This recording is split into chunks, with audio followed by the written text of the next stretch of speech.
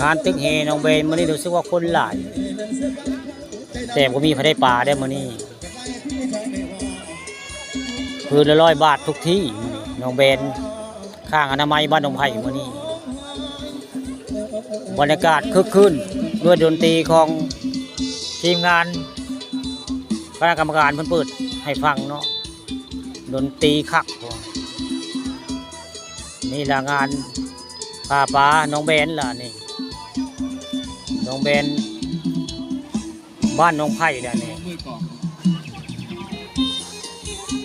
มีเพลงให้ฟังให้มาตึงเฮใส่มองมื้อนี้เครื่องเสียงเล่าใจให้รางวัล3 รางวัลได้พอได้ปลาใหญ่มื้อนี้ย่ำพอได้ปลาใหญ่มื้อนี้มีรางวัลให้ได้3 รางวัลแต่ยังบ่ปรากฏว่าพอได้ปลาใหญ่มื้อนี้เงียบเหงา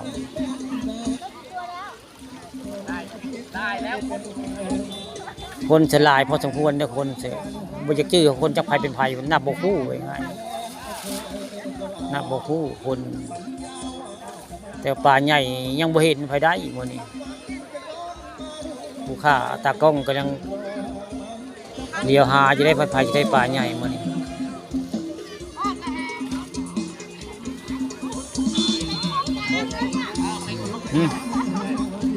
ได้โอ้ถ่ายประจำวาดเป็นสิเด้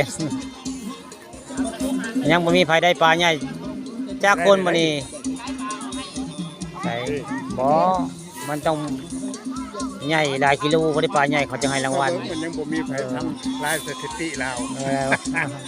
ปลากายว่าพุ่นเขาได้ต้องรุ่นใหญ่ๆปลาต้องกายมีได้เห็นกระเจ้ายังมื้อเช้านี่ภาคคุณบ่ย่อแล้วปล่อยมื้อเช้าเห็นใหญ่ๆปลาต้องกายแต่มาทานยังบ่เห็นไผได้เห็นปลาใหญ่บ่อนนี่บ่นึงยังบ่ไผได้เด้บ่อนใหญ่นี่ได้แต่ยังบ่ได้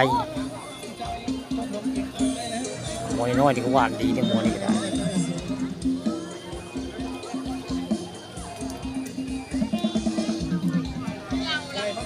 อากาศก็แดดได้มื้อนี้แดดร้อนได้มื้อนี้งานตึงเฮ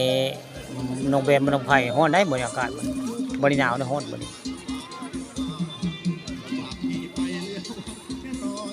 แต่ไกลก็มีเครื่องเสียงบึ้มๆอยู่ได้นี่ล่ะงานตึกเฮน้องเบนบ้านน้องไผ่ได้ปลาใหญ่มีรางวัล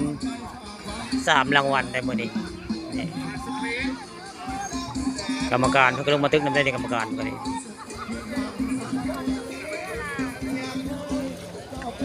ผู้ค้าปลาทองคำก็รุ่นปลาใหญ่ในกระเจ้าจะได้เลี้ยงกล้องไปจะได้ไผจะได้ปลาใหญ่มื้อนี้สงสัยเงียบเงาแล้วจะดุ้งคือไปได้กระโดดได้มื้อนี้เบิ่งแล้วยังบ่เห็นไปได้นี่งานตึกเฮน้องเบนล่ะมื้อนี้